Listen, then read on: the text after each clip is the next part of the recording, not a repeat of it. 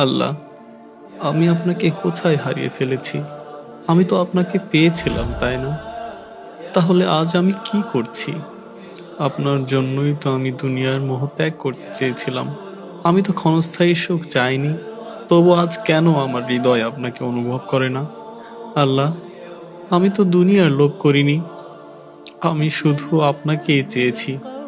প্রতিটি সম্পর্কে, প্রতিটি ভালোবাসার প্রাপ্তির বদলে আমি শুধু আপনাকেই চেয়েছি। আমার প্রতিটি নেক কাজ ছিল আপনাকে পাওয়ার জন্য। তাহলে সেগুলো কোথায় গেল আল্লাহ? আমার জীবনের সেই সুন্দর সময়টা কোথায় হারিয়ে গেল? যখন আমার হৃদয় আপনাকে অনুভব করত, যখন ঘুম ভেঙে শুধু আপনার জন্য নামাজে দাঁড়াতাম।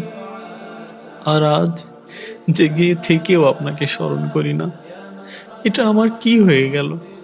আমি কিভাবে আপনার ভালোবাসা ভুলে গেছি? আমি কিভাবে এত দূরে সরে গেছি?